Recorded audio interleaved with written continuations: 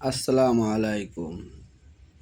আজকে আপনাদের দেখাবো কোন কাজটা করলে আপনাদের ফেসবুক প্রোফাইলটা সুরক্ষিত থাকবে এবং কোনো ধরনের কেউ ট্যাগ বা কিছু করতে পারবে না।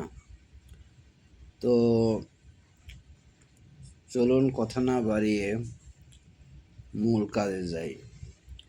আর আমার চ্যানেলটি যদি ভালো লাগে অবশ্যই সাবস্ক্রাইব করে দিবেন। তো চলুন কথা না বাড়িয়ে কাজে যাই। ফেসবুক প্রোফাইলে যাব। প্রোফাইলে গিয়ে প্রথমে এই থ্রি ডট অপশনে ক্লিক করব।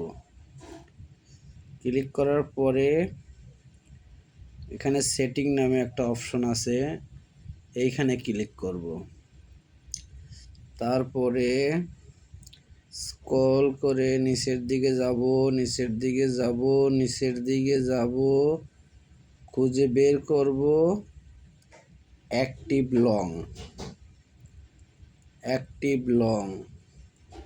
এই হলো অ্যাক্টিভ লং। এখানে ক্লিক করব।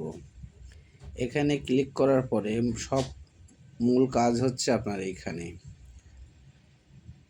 আসার পরে ফেসবুক অ্যাক্টিভিটি এইখানে ক্লিক করব। আপনারে কারা কারা ট্যাগ করেছে সেটা কিন্তু আপনি এখান থেকে দেখতে পারবেন। তো একটু স্ক্রল করে পোস্ট নামের অপশনে ক্লিক করব। পোস্ট নামে ক্লিক করার পরে এখানে খুঁজে বের করব post and hiding from profile. এইখানে ক্লিক করব। পোস্ট অ্যান্ড হিডিং এইখানে।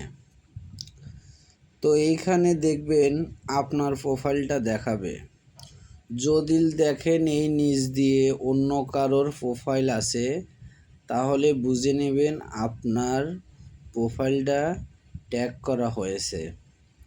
তো সেটাকে সাথে সাথে আপনি ডিলিট করে দিবেন, তাহলে আপনার প্রোফাইল কেউ ট্যাগ বা হ্যাক করতে পারবে না।